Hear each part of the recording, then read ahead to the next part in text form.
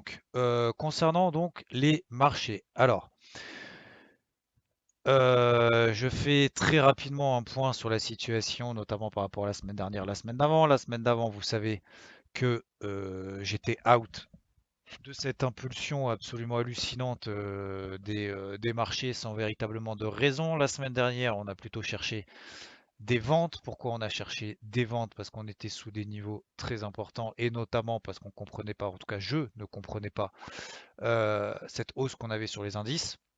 Du coup, on a privilégié les ventes. Maintenant, depuis alors c'est pas un gros crack, on a corrigé finalement. Si on prend ici le CAC, alors je vais prendre le CAC, mais vous le prenez exactement la même chose sur tous les autres indices. À 2% près, c'est la même chose. Le CAC, la semaine d'avant, il a pris 10. La semaine d'après, il a perdu 7. En gros, on a retracé l'intégralité de tout le mouvement aussi qu'on avait fait hallucinant de la semaine d'avant.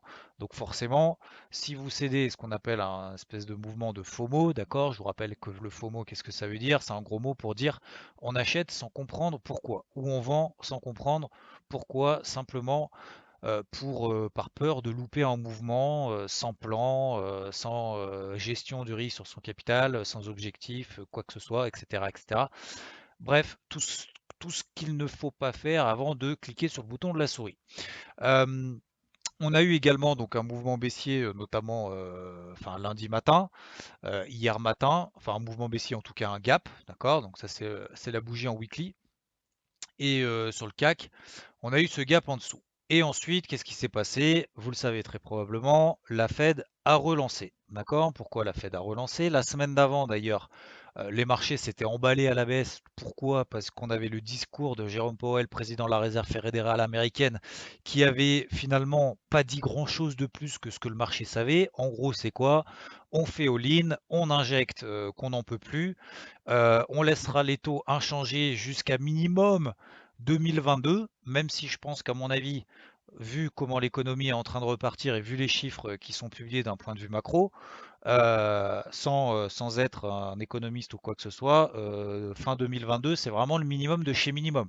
D'accord? Je suis même pas sûr que, je sais pas si vous avez des enfants ou pas, mais c'est pas sûr que vos enfants aient encore la possibilité, même de leur côté, de voir les taux de la Fed remonter. J'exagère légèrement, mais tout ça pour dire que voilà, de toute façon, là, on est dans un engrenage à liquidité absolument hallucinant, comme le fait d'ailleurs la Banque du Japon depuis maintenant des années, des années, des années. Relance qui ne fonctionne pas, parce que si vous regardez, si vous faites le comparatif entre, entre les relances que fait la Boge et la croissance, en fait, la croissance est stable. Donc, si on arrête les injections, c'est comme un malade. À un moment donné, bah, vu qu'on est juste stabilisé et que pour le moment, bah, ça va pas mieux, et bah, si on arrête, alors c'est un peu comme un malade ou comme un drogué, hein, vous prenez un peu comme vous voulez. Si vous arrêtez à un moment donné les injections, et ben, c'est le bad direct. Donc, du coup, qu'est-ce qu'a fait les marchés? Les marchés se sont dit, ok, bah, il n'en fait pas plus. Alors, à un moment donné, il faut aussi arrêter le délire. Euh, et, et finalement, les marchés aussi ont pris en considération que, ouh là là, les perspectives économiques n'étaient pas si bonnes que ça. Alors moi je trouve ça un peu hallucinant, comme si on n'avait pas l'information. Je vous rappelle que l'AFP et l'ADP, j'en ai déjà largement parlé il y a 2 semaines concernant les chiffres du mois de mai et sont bidons. D'accord, ils sont faux. Alors, pas, peut-être pas directement ou indirectement, peu importe, enfin, volontairement ou involontairement, comme dirait l'autre, à l'insu de notre plein gré, les chiffres, bah, c'est pas les bons. Euh, mais tout ça pour dire que de toute façon, même ceux qui établissent les stats, ceux qui établissent les sondages concernant les chiffres même du chômage, ne sont même pas capables de... Alors je dis pas que c'est un manque de compétences, je dis juste qu'ils sont incapables, dans l'aspect technique des choses, de savoir si bah, il y a plus de chômage que ce qu'on peut penser. Voilà. Donc du coup, c'est le flou artistique total. Bon, la machine a un peu déraillé déjà à la base. Bon, on est monté un peu dans le vent. Alors c'est toujours facile après coup de dire on est monté dans le vent, mais comme je vous l'ai dit, hein, moi j'étais complètement out. Pff, j'ai pas suivi ce move, j'ai rien compris. Et bon, derrière, on a suivi la baisse. Maintenant, qu'est-ce qui s'est passé? Bah, depuis lundi, bah, finalement la Fed, 4 jours, 5 jours plus tard, le discours de Powell, finalement, elle annonce quoi? eh ben, on va racheter des obligations d'entreprise. Alors, qu'est-ce qui est nouveau là-dedans? C'est c'est une nouvelle étape, c'est un nouveau pas qui est franchi, je sais pas, je sais pas comment on peut appeler ça, mais jusqu'à présent, vous saviez, donc les banques centrales, alors certaines de manière beaucoup plus intensivement que d'autres, euh, il y a voilà, les quantitative easing que vous connaissez, les taux bas que vous connaissez, les taux négatifs que vous connaissez avec les taux de dépôt, notamment auprès des banques, enfin des banques qui redéposent auprès de la BCE qui sont négatifs. Pourquoi? Pour empêcher les banques de se dire, bah tiens, l'argent vaut pas grand-chose, donc nous, on en prend, et on les garde un petit peu pour nous au cas où ça irait mal. Et en fait, et généralement, ce qu'ils font, c'est qu'ils le redéposent auprès de la BCE on va dire en coussin, en matelas de sécurité pour encore une fois vulgariser, etc. Salut Marjorie. Donc, ce qu'a fait la Fed, on passe une étape supplémentaire au-delà de racheter des ETF d'obligations d'entreprise sur le marché primaire, donc les premières émissions, etc. Là, on passe un cap, on achète directement des obligations d'entreprise sur le marché secondaire. Ça veut dire quoi? Et en plus, ils ont annoncé ça. En plus de ça, c'est pas simplement juste des obligations comme ça pour faire joli, c'est un peu tout et n'importe quoi. Donc en gros, si vous êtes une banque et que vous avez dans votre portefeuille, dans votre bilan un peu des obligations d'entreprise un peu pourries qui sont un peu bancales parce que bah, la situation économique est ce qu'elle est, hein, donc elle n'est pas bonne, etc., etc. Et ben de toute façon, vous avez un acheteur en dernier ressort. Dans le pire des cas, si votre truc il est pourri, et ben vous le redonnez, vous le refourguez à la Fed, et la Fed se chargera de racheter tout ça. Donc forcément, l'impact sur les marchés est forcément important. C'est pas juste un taux qu'on baisse de 25 points de base ou de 50 points de base. Je vous rappelle d'ailleurs sur le Dow Jones ici, lorsqu'on était à 27 000, ici là. Je sais pas si, ouais, vous voyez sur mon écran normalement. C'était quoi? C'était le 4 mars. On avait la Fed qui avait annoncé une baisse historique, inédite, de 50 points de base de manière surprise, d'un coup d'un seul.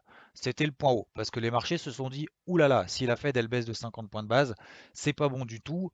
Et c'était finalement le point haut de ce fameux pullback du début de la crise du Covid qu'on a commencé à se dire, ah bah ça peut-être un petit peu plus qu'une grippette, comme on a bien voulu alors faire croire ou pas faire croire, peu importe, mais comme on a voulu le croire au début. Voilà. Donc c'est une grosse mesure. Là, clairement, voilà, on est en mode all-in intensif. Voilà. Après, le, moi, je suis pas là pour avoir une visibilité sur 6 mois, sur 2 ans, sur 10 ans. C'est pas, voilà, déjà, hein, c'est pas mes compétences et je vais pas dire que ça m'intéresse pas, mais voilà, faut savoir que clairement, c'est pas sain dans la durée. Je pense que tout le monde est d'accord pour dire que réaliser des injections comme ça, je vous rappelle que le bilan de la Fed dépasse maintenant les 7 200 milliards de dollars. Il dépassera très probablement les 10 000 milliards de dollars d'ici, alors je sais pas, peut-être 2 3 mois. En tout cas, avant la fin de l'année, c'est quasi certain. La question, c'est on va en faire quoi après? Donc, est-ce qu'on n'est pas simplement en train de créer une espèce de bulle sur des actifs, peut-être d'ailleurs certains actifs qui valent quelque chose, alors qu'aujourd'hui, ils devraient rien valoir. Alors, je suis pas là pour dire c'est bien ou c'est pas bien. C'est bien parce que a priori, ça préserve quand même des emplois, ça préserve des entreprises, etc., etc., etc. Sauf que ça risque d'avoir des implications vraiment très dures, voire très douloureuses, si réellement l'économie ne repart pas. Je vous en avais déjà parlé la semaine dernière, je vous en reparle aujourd'hui.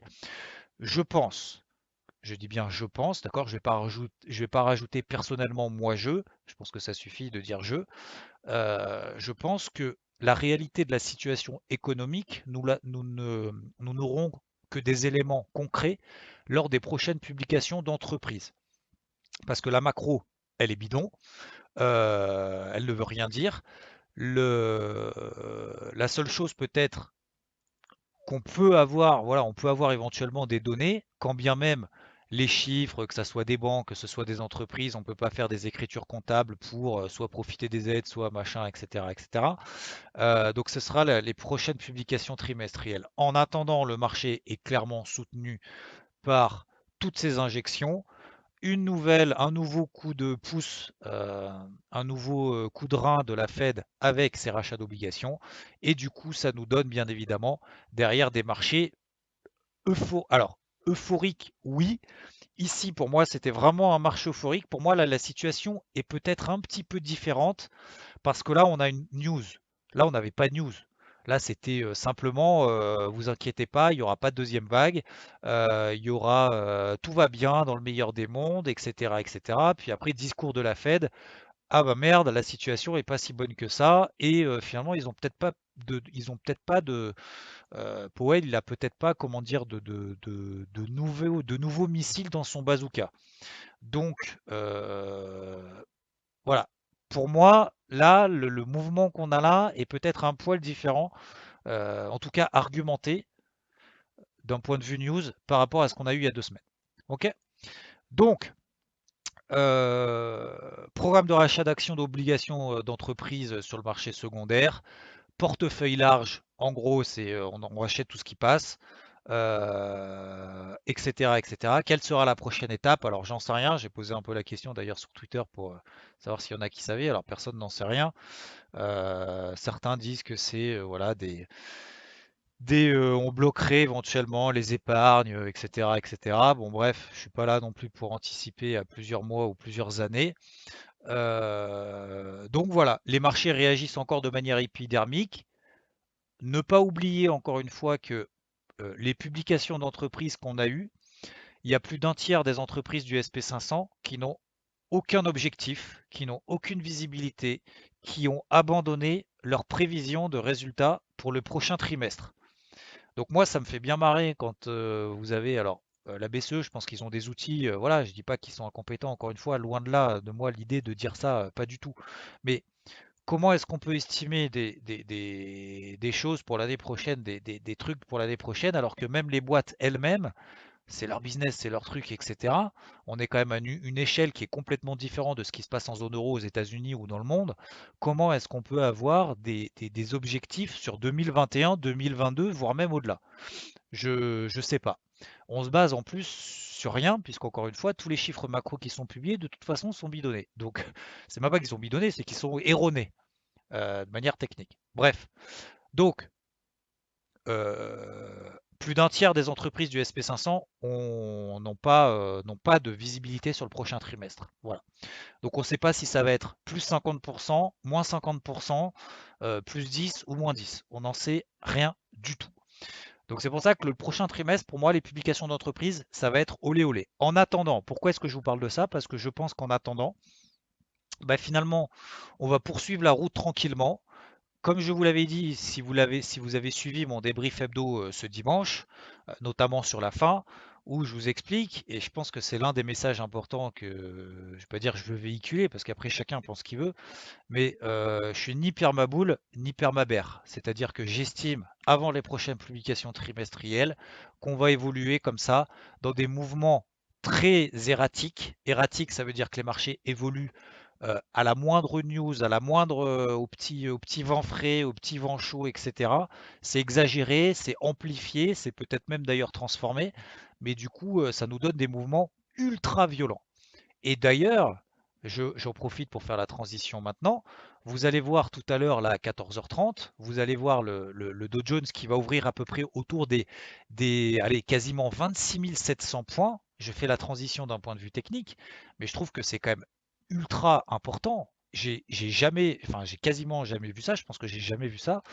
Vous avez ici un gap haussier, d'accord? Vous avez eu ce mouvement ascendant qu'on a eu la semaine dernière, la semaine d'avant. On a eu un gap haussier. Jusque-là, c'est pas nouveau. On a fait que des gaps haussiers, que des gaps haussiers, des mouvements de hausse, etc., etc. Derrière, on a eu la contre-réaction, gap baissier. Ça, normalement, si vous faites un minimum d'analyse chartiste, vous savez ce que c'est cette figure. C'est un Island Reversal. Vous avez exactement le même sur le SP 500. Island Reversal, c'est quoi? C'est un gap suivi d'un petit îlot de retournement avec 2, 3, 4 bougies, en l'occurrence 4, voire peut-être un petit peu plus, et derrière un gap baissier. Qu'est-ce que ça montre? Parce que toutes les figures que vous apprenez, c'est pas juste des figures pour faire joli, hein. C'est simplement parce que ça traduit une psychologie de marché. Donc, qu'est-ce que ça traduit? Ça traduit qu'on passe d'un état euphorique à un état dépressif au possible. Et derrière, en plus, vous avez une bougie impulsive baissière qui est quand même ultra violente, de quasiment 1000 points. C'est-à-dire qu'on gape de allez, 600, 700 points, 600, 700 points, et derrière on met une bougie de 1000 points. C'est quand même un changement de psychologie énorme. Ça, ce type de figure d'Island Reversal que vous avez ici, si vous la voyez à l'écran, c'est une figure de retournement. Alors, ici baissier, après vous avez la même à l'inverse, bien évidemment. Il faut une tendance précédente qui est opposée à ce double gap. Donc, la tendance précédente est quand même bien haussière. Ça, généralement, c'est une figure de retournement rare, déjà, c'est très rare, et qui marche vraiment très bien et très souvent. Qu'est-ce qui va se passer? Bah, le dos, il va ouvrir à 26 700, il va ouvrir carrément au milieu de ce gap. C'est-à-dire qu'on va avoir un Island Reversal et derrière on va avoir un contre Island Reversal avec un gap qui est au-dessus de la bougie qui a été ouvert à 26 300. Je pense qu'on n'a jamais vu ça. Voilà. D'ailleurs là vous avez vu, là on a un Island Reversal ici. Vous avez vu? Là, sur le dos. Là. Voilà. Ça, généralement, c'est vraiment caractéristique d'un changement de psychologie. Alors, sauf que là, la tendance précédente, elle est pas ultra, enfin, elle vient d'en bas. Vous voyez, on a fait en bas, on a fait la petite conso. Grosse pression, grosse panique. Ça tient, ça tient, ça tient. Grosse euphorie, on inverse tout et derrière, ça part. Et là, on va avoir un contre, une espèce, je sais pas comment on peut appeler, un contre Island Reversal. Donc ça montre vraiment le caractère, et c'est pour ça que je vous montrais ça là maintenant, le caractère vraiment très erratique. Donc ça veut dire qu'on va avoir beaucoup de volatilité, au moins aux prochaines publications trimestrielles. Ok, voilà pour la petite phase d'intro qui a quand même duré 20 minutes. J'accélère un petit peu. Concernant bon, l'humeur et le contexte, je voulais envoyer ce matin. La semaine passée, je recherchais des ventes. Maintenant, je recherche plutôt des achats suite à ces news, mais pas seulement. Je vais vous l'expliquer juste après. On a des tendances haussières en daily qui sont préservées. Vous prenez le CAC. D'ailleurs, là, j'ai fait un triangle, mais je pense qu'on peut faire directement, hop, un canal. Voilà. On a des tendances haussières qui sont préservées. Vous prenez votre MM50, vous prenez votre MM20, vous n'avez pas besoin d'avoir 15 milliards d'indicateurs qui vous confirment la même chose que je suis en train de vous raconter ou que vous voyez sur vos graphiques en 3 secondes. Vous voyez que la tendance est haussière en daily. Tant qu'on ne repasse pas dans ce range ici, pour le moment, la tendance reste haussière. On était en tendance neutre, on a fait un bull trap, on a tenu en bas, on en est sorti par le haut, on a fait un espèce de move que moi le premier, j'ai absolument pas compris. Je suis resté complètement à l'écart là-dessus. Recherche de vente. On fait potentiellement un pullback ici. Je vous le disais d'ailleurs dans mon débrief hebdo, du coup je fais la transition tout de suite avec mes plans pour le moment jusqu'à de la semaine. Je disais moi, n'étant ni permabull ni permabear, j'essaye d'exploiter tout simplement les gros niveaux qu'on a sur les marchés. Donc qu'est-ce que ça veut dire? Ça veut dire que lorsque j'arrive sur des niveaux de support en tendance haussière, je cherche des achats. Mon niveau de support sur le CAC, par exemple, c'est 4006. On s'est arrêté avant, on a fait un gap haussier, on a ravalé le gap, derrière on a la news sur la Fed, gap, les US vont ouvrir, et là ils sont en mode bourrin, 26 700 quasiment. Vous voyez, on est déjà quasiment sur les plus hauts de la semaine dernière. Euh, donc mes points d'achat optimaux dans une optique de swing sont beaucoup plus bas que les plus bas qu'on a fait. Je vous donne les mêmes pour vous donner aussi l'explication si vous avez vu mon débrief dimanche. Ici, vous avez 11 002 par exemple sur le DAX, d'accord? MM50 bande de Bollinger inférieure, et également le bas du range. Voilà, c'est un niveau assez simple hein, finalement, hein. C'est un niveau horizontal, c'est un niveau dynamique si vous l'appelez comme ça, MM50 bande de Bollinger. Les Bollinger, vous savez que c'est un mélange, on va dire, pour encore une fois vulgariser, entre l'écart type par rapport à une moyenne mobile à 20 périodes et de la volatilité. D'accord? Donc ça vous donne un écart type extrême dans une tendance qui est bien ancrée. Et du coup, bah, le point d'achat, on va dire optimal, en partant du principe que 95% temps, les cours évoluent à l'intérieur des bandes de Bollinger, même si d'ailleurs ce n'était pas le cas il y a 2 semaines. 95% du temps, on évolue dans les bandes de Bollinger. Vous arrivez sur un écart extrême dans une tendance qui est bien affirmée, ça donne à peu près votre point d'achat idéal. Ok. Donc on les a pas fait. J'y reviendrai après, je vous expliquerai du coup après quelle est ma stratégie. Attention à l'overtrading. Pourquoi? L'overtrading, c'est quoi? C'est prendre des positions un petit peu n'importe comment, un petit peu n'importe où, simplement soit par peur de ne pas être dans un mouvement, soit au milieu de nulle part, soit on essaye de se forcer à trader parce qu'on est derrière les écrans. Pourquoi est-ce que je vous parle de ça? Parce que si on avait un point d'achat, je vous reparle encore de mes plans, peut-être que vous en avez différemment. Encore une fois, hein, je vous partage, moi, mon point de vue et vous expliquer comment je travaille. D'accord? Quand j'arrive pas ici au milieu, enfin, pardon, dans ma zone d'intervention idéale pour faire des achats, et lorsque finalement je réagis largement avant, et que finalement, est-ce que je suis sur une zone de résistance forte, très très forte, ou pas? Pas forcément. En tout cas, a priori, pas sur le DAX. D'accord? Si je prends le SP500, c'est un petit peu différent. Pourquoi? Parce que la zone de résistance que j'avais la semaine d'avant, c'était ici. La zone de résistance, elle n'a absolument pas fonctionné. On a tenu une journée là-dessus. Et après, une fois qu'on a tenu là-dessus, on est repassé au-dessus, en dessous, etc., etc. Donc cette zone de résistance n'est pas très pertinente. Les zones de résistance, finalement, si on prend par rapport au plus haut et par rapport aux bandes de Bollinger daily qui sont plates, finalement, elles sont beaucoup plus hautes. Je pense que là-dessus, on est d'accord. Je reprends mon exemple sur le CAC. Mon point d'achat est ici. Du coup, mon point de vente, est-ce qu'il est au milieu là? Pas forcément. Mon plan de vente idéal, si je pars du principe, même si je veux faire du contre-tendance, peu importe, il est plutôt sur la bande de Bollinger opposée, sur une zone de résistance horizontale qui a joué son rôle un minimum, d'accord? Et éventuellement la borne haute d'une oblique ascendante, etc. Donc c'est plus un point de short offensif que d'un point de short dans une tendance baissière. Ok? Donc l'overtrading, c'est quoi? C'est qu'on arrive là en plein milieu et qu'on se dise toutes les 5 minutes, ça monte, ça baisse, je fais quoi? J'achète, je vends, c'est le point haut, c'est pas le point haut, etc. etc. etc. D'accord? Donc ça, il va falloir faire attention là-dessus parce que on est un peu finalement au milieu de nulle part. Donc, mais je vais vous expliquer quand même si on est au milieu de nulle part, quelle stratégie je privilégie et pourquoi. Euh, je vous ai expliqué tout à l'heure que mon point de vue avait changé. J'ai changé de fusil d'épaule. Premièrement, vendeur la semaine dernière, à l'écart la semaine d'avant et acheteur maintenant. Deuxième chose importante, je vous ai dit que pour moi, peut-être que la donne avait changé par rapport au mouvement qu'on avait eu la semaine d'avant, qui était un petit peu dans le vent. Là, on a une vraie news entre guillemets. Je suis ni permabull ni permabère, je vous l'ai déjà répété pour la troisième fois. J'essaye d'exploiter les mouvements que me donne le marché. Le marché me donne finalement une news, me donne un gap haussier, me donne une tendance haussière qui est préservée, un gap haussier, etc.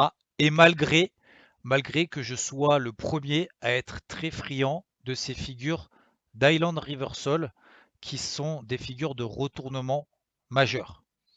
Vous voyez? Donc, on a le choix entre se dire, bah, finalement, c'est encore un fake move. Quand il y a 2 semaines, on rentre contre le flux sous des zones de résistance finalement qui ne sont pas si fortes que ça, hein. Les zones de résistance, si on se met en daily, hormis, certes, on peut avoir 50% de retracement de ce mouvement baissier, par exemple, qu'on a sur le dos, hein, je prends celui-là, vous prenez 50%, ça nous donne à peu près les 26 200, 26 100. Mais sauf que vous voyez que d'un point de vue technique, le marché ne se souvient pas forcément de cette zone des 26 100 parce qu'en fait, cette zone horizontale, finalement, à part les 50%, il y a pas d'autres gros niveaux. Alors si on avait éventuellement la moyenne mobile à 50 périodes et la bande de Bollinger supérieure. Sauf que ce qui prédomine, notamment sur le dos, je vais revenir ici, vous voyez que le bas de mon canal, et si vous avez vu ma vidéo, mon point d'achat idéal, c'était quoi? C'était 24 400. Ok, on a fait au plus bas 24 555. Vous voyez que c'est la bande basse d'un canal ascendant, que c'est la MM50, la bande de Bollinger, etc., etc. Premièrement, et deuxièmement, bah voilà, on a ces espèces de grosses bougies absolument hallucinantes tirées par des news qui accompagnent le mouvement. Donc voilà pourquoi, pour moi, Maintenant, je suis dans cette optique et j'ai peut-être aussi appris peut-être de mon erreur d'ailleurs d'il y a 2 semaines, de pas être dans le flux haussier pour ne pas l'avoir compris. Et bien on m'en a pris parce que bah, derrière, on a vu ce que ça a donné, parce que si vous achetez là-haut, vous êtes un peu mal.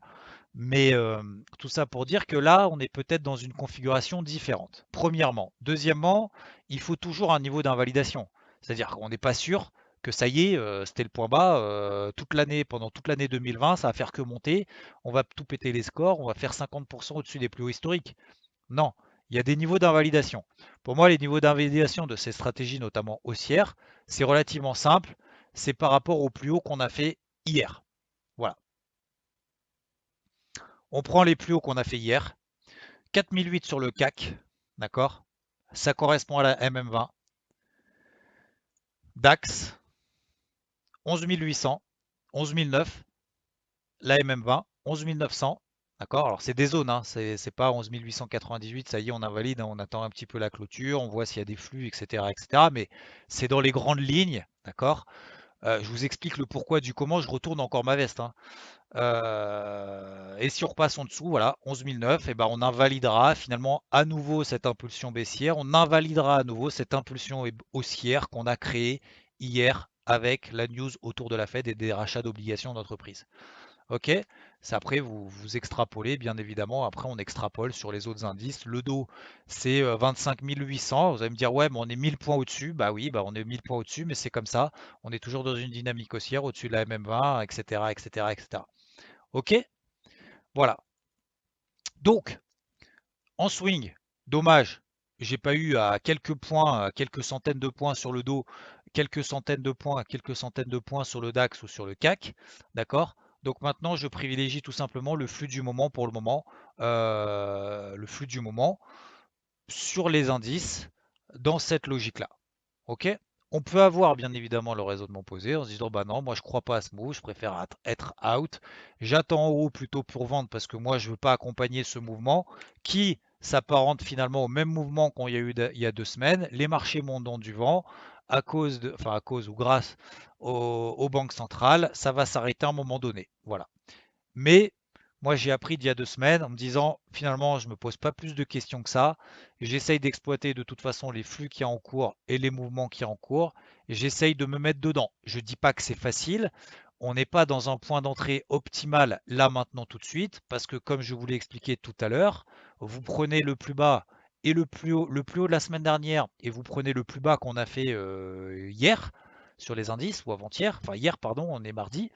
Vous regardez qu'on est quand même à peu près, alors sur le dos c'est un peu différent, on est plutôt sur la borne haute d'ailleurs, mais vous prenez par exemple le CAC, on est pile poil au milieu. Donc on va avoir des mouvements comme ça très erratiques. On l'a vu ce matin d'ailleurs à l'open, hein, dès qu'on a eu l'open cash, on a les indices qui ont commencé, plus particulièrement d'ailleurs sur le DAX. On a commencé à 8 heures, c'est pas l'open cash d'ailleurs. À 8 heures, on a commencé à, voilà, à consolider un petit peu. Et puis tout de suite, on a matérialisé un point bas, on a pris appui, et derrière, c'est reparti, et on arrache tout ça, quoi. Donc voilà mon point de vue. Ok, jusqu'où acheter, je pense que vous l'avez compris.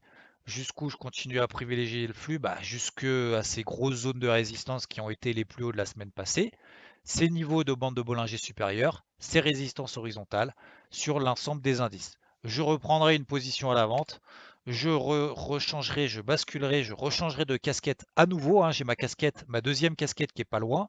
La deuxième casquette, la casquette short, ce sera au ralliement de cette zone-là. Et si j'ai un signal baissier prometteur, comme on l'a attendu la semaine passée, hein. La semaine passée, ça montait. On a eu des premiers flux. C'est parti très très vite. C'est parti très très vite. C'est pour ça que la casquette, faut pas la voir très très loin non plus.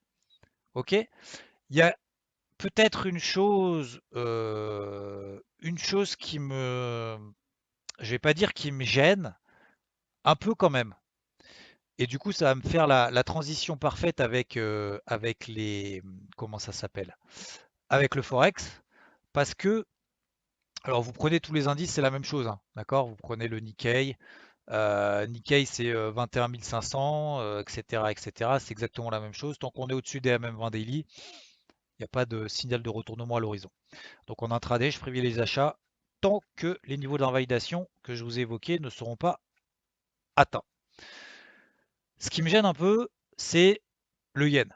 Alors, le transition quand même avant, le pétrole, d'accord, vous voyez que le pétrole il tient, il est à plus 4, le WTI à plus 4, le Brent monte un peu moins, il a plus 3,5. Je vous rappelle que le pétrole est notamment le pétrole est, je vais pas dire une référence, mais un peu un indicateur économique de représentation de la situation, etc., etc. Il s'est fait défoncer lorsqu'on a eu le début de la crise en février, d'accord? Et depuis, finalement, il tient. Donc, c'est pas un indicateur avancé ou quoi que ce soit, ou excusez-moi, c'est pas un indicateur, comment dire, je vais pas dire avancé, mais précurseur. Mais moi, j'aime bien quand tout corrobore et quand les planètes sont alignées. Donc pour le moment, je vois pas que le pétrole baisse pas plus que ça. Donc ça m'inquiète pas plus que ça. Par contre, là où ça me titille un petit peu, alors d'ailleurs, hop, avant de vous parler du yen, le gold, lui, il bouge pas. Le gold, il est dans son range, toujours en tendance haussière, etc. Je vous rappelle qu'on a cherché à l'acheter ici. On a cherché à l'acheter sur les 1700, 1710. D'accord? Ici le gold. Ok? Jusqu'à 1740. On a fait la 1740 $, on dégage. Pourquoi on dégage? Parce qu'on est sous cette zone de résistance daily, mais c'est pas que cette zone de résistance daily, c'est aussi ici en hebdomadaire. Ça. Alors je vais mettre même en mensuel. On va se mettre en mensuel. Voilà. Plus haut de 2011, plus haut de 2012. Donc c'est quand même un gros niveau. On n'est pas non plus sur un petit niveau technique daily ou horaire un peu bidonné. Ok. Ensuite, sur le gold, donc pour le moment, bah, je vais attendre. Donc on était à l'achat ici jusqu'à 1740. On laisse tomber maintenant les achats. J'estime, d'un point de vue purement technique, en oubliant tout ce qu'on a dit avant, la micro, la macro, machin, dans un range, tendance précédente haussière, plus de chances d'en sortir par le haut que par le bas, dans le sens de la tendance précédente. Donc, pour le moment, il bloque parce que les indices montent et que j'estime c'est une valeur refuge secondaire après le yen qu'on va voir juste après du coup. Et s'il revient jamais si on a la chance entre guillemets, si on voit que le gold revient sur les 1700, 1681, bah, ce serait pour moi à nouveau un point d'achat dans le sens de la tendance sur une zone support en bas de range. Ok, je le vends pas là-haut parce que quand on le teste une fois, deux fois, trois fois, vaut mieux dans ces histoires de range que vous avez ici, on a plus de chances de réussite lorsqu'on achète les bas de range que lorsqu'on vend les hauts de range et encore moins de chances lorsqu'on vend les accélérations baissières sous les phases de range. Pourquoi? Parce que bah, c'est la tendance de fond qui prédomine, on est dans le sens de la tendance. Même chose sur l'eurodoll. Ok. L'eurodoll, par contre aussi, chose très importante, j'étais vendeur la semaine dernière sur l'eurodoll. Je me suis fait stopper en stop win en gain hier. Donc j'ai plus de position à la vente là-dessus. Mais on est également là, vous voyez, sur une grosse zone weekly, plus haut de 2015, enfin fin 2015, 2016, 2019, 2020. Donc on est quand même sous une grosse zone de résistance qui m'incite à me dire là maintenant en coco, oui, on peut sortir par le haut ici en H4 parce qu'on est dans un range, parce que c'est la tendance précédente, etc., etc. Mais dans cette situation, on est sous une grosse zone de résistance. Je suis pas fan plus que ça. D'accord? Donc je vais attendre pour l'eurodoll très simplement 1,14, 1,15. Je vais attendre qu'on fasse un. Alors, c'est le scénario idéal, hein. Le scénario idéal, on sort par le haut de cette figure. Tant mieux aux acheteurs, bravo à vous d'avoir payé à 1,1350, etc. Sur l'eurodoll. Je vais attendre qu'on passe en haut et qu'on fasse un gros signal baissier sous cette zone de résistance weekly. Pourquoi privilégier les ventes? Parce que en weekly, même d'ailleurs en mensuel, on est toujours dans une tendance baissière. Ok? Maintenant, qu'est-ce qui me gêne? Je viens à la fin, c'est-à-dire sur mon yen. le yen, le yen baisse pas tant que ça, hein. Le yen baisse pas tant que ça et je dirais même qu'il est un peu en train de monter. Donc, est-ce qu'il y aurait un menteur entre les indices ou le yen? Généralement, ils sont assez corrélés, enfin, inversement corrélés du coup, puisque le yen est valeur refuge. Donc, quand vous avez les indices qui montent, vous avez le yen qui baisse. Lorsque vous avez les indices qui baissent, vous avez le yen qui monte. Et là, vous voyez, depuis ce matin, le yen, alors que les indices sont en train d'être propulsés à plus 2, plus 3, ça dépend quels indices, le yen monte. Donc l'euro-yen, par exemple, là je suis sur l'euro-yen baisse. Et même au-delà de ça, l'euro-yen a même donné un signal baissier. Ici, vous voyez, je vais vous tracer une droite ici. Alors, c'est un peu bidonné, mais pourquoi pas. On est dans une tendance baissière sous la MM50, sous la bande de Bollinger supérieure ici qui fait office de résistance. Et derrière, on a fait un breakout baissier en H4. Donc on a même eu un signal baissier sur les 121,50, 121,60. Vous voyez? Alors qu'on a quand même pour le moment plutôt des signaux haussiers sur les indices. Donc c'est ça qui me gêne. Je ne sais pas qui ment, je ne sais pas pourquoi, j'ai du mal à l'expliquer. Ça arrive de temps en temps. Généralement, quand je vous fais notamment quand on fait des traders room ensemble, je vous explique toute la logique globale. Je vous explique le dollar, pourquoi le dollar, ça a un impact sur l'euro-dollar a un impact sur les autres paires du forex. Du coup, sur l'yen, on arrive sur des gros niveaux. Est-ce que vous vous souvenez? Ouais, je pense que vous vous souvenez, mais la semaine dernière, début de semaine, regardez cette zone sur l'euro-yen. Là, on l'a vendu par là. On a cherché à le vendre. Pourquoi? Parce que tendance baissière, gros niveau horizontal, on fait un petit excès au-dessus après avoir fait un excès en dessous. D'accord? Petit excès baissier, petit excès haussier. Mais du coup, c'était complètement logique d'être short sur les paires en yen et d'être short sur les indices. Puisque vous avez les indices qui baissent, le yen qui monte, donc les paires du yen baissent. Vous voyez? Donc là, pour moi, j'étais confort dans ma stratégie. La semaine dernière, j'ai eu zéro faute parce que tout était logique. On a eu une remontée du gold, on était sur les 1680. Le gold est remonté jusqu'à 1740. Vous aviez l'eurodoll qui échouait sous cette grosse zone de résistance, remontée du dollar américain ici pile poil sur cette zone. Parfait. Vous avez le gold qui monte, le dollar qui montouille, on va dire en tout cas en fin de semaine, avec l'eurodoll qui avait perdu 150 points juste avant le week-end la semaine dernière. Vous aviez les paires en yens qui échouent sur des gros niveaux de résistance, et le mouvement bidonné des indices qu'on a eu la semaine d'avant est en train d'être corrigé intégralement. En plus de ça, on a un Island Reversal. Tout était nickel, cousu de fil blanc. Et sauf que là, bah voilà, ce petit truc-là, ça me laisse dubitatif. Donc, je l'ai vendu ce matin, l'euro yen, parce que tout simplement j'avais un signal. Donc je me pose, comme je vous l'ai dit notamment en introduction, je me pose peut-être un peu moins de questions. J'ai un signal là-dessus, et j'y vais, hein. Et pas besoin d'avoir une anticipation macroéconomique à 12 mois pour prendre une position short intraday sur l'euro yen qui nous donne un signal au H4. Voilà. Ok? Voilà. C'est juste ce petit truc, moi, qui me chatouille, que je comprends pas. Voilà. Après, ça arrive, hein. Moi, j'ai pas de, j'ai l'humilité de reconnaître que je sais pas tout non plus, donc j'ai aucun problème avec ça. Le seul problème que j'ai, c'est que je suis pas confort dans, voilà, de me dire, ça me semble, comment dire, contrarien d'être acheteur d'indices et d'être vendeur, notamment d'euro yen ou de yen de manière générale. Je vous ai montré l'euro yen, mais c'est la même chose sur les autres, hein. Vous prenez la UD yen, même chose. Vous prenez alors le GBP yen, moins fort, moins fort, vous voyez, que l'euro yen. Le NZD yen également. Le yen baisse pas plus que ça. Le yen baisse pas plus que ça. Voire même il monte. Vous voyez? Voilà. Voilà, messieurs, dames. Ça fait 40 minutes. Si vous avez des questions, là, je peux rester 2-3 minutes si jamais vous en avez. J'espère que c'était bien clair. J'espère vous avoir peut-être donné 2-3 idées, éventuellement. Je vous rappelle, faites attention à ne pas suivre bêtement.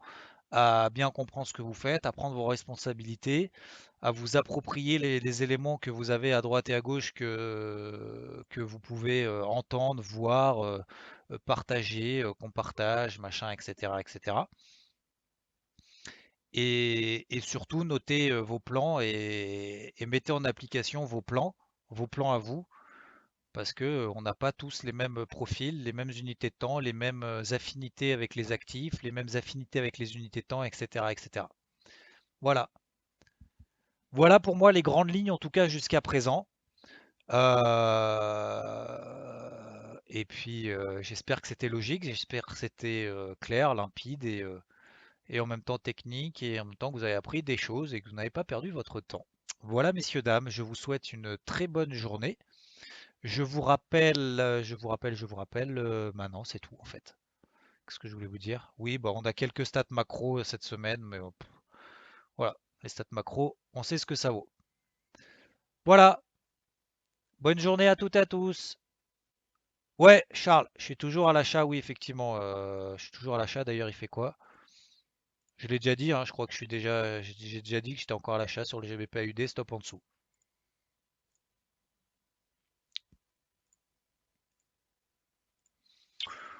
On est sur un gros niveau, ça réagit un peu, j'ai pas plus de conviction que ça. Je peux préciser quoi? Ah oui, GBP AUD, oui, oui, ouais, je suis dedans, mais j'ai pas à regarder en weekly, c'est pas dingue hein, pour le moment, hein. On est toujours sous la MM20, c'est contre-tendance, etc., etc. Voilà. Bon, c'est un trade comme un autre. Pas de souci, Yann. Alors, Vincent a une question. Donc, je réponds à la question.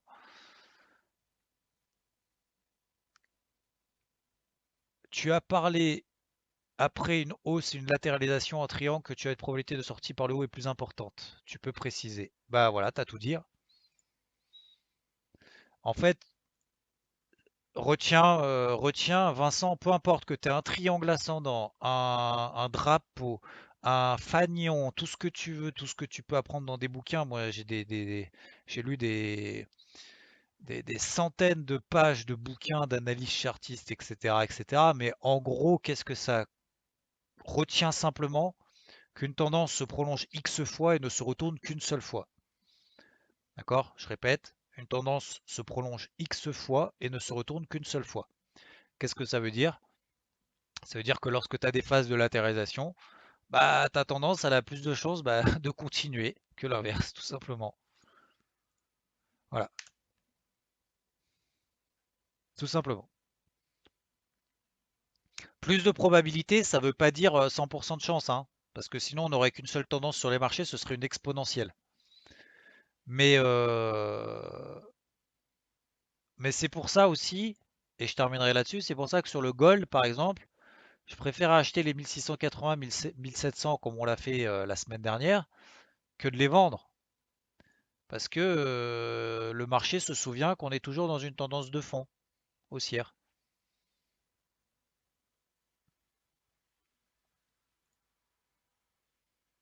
Voilà,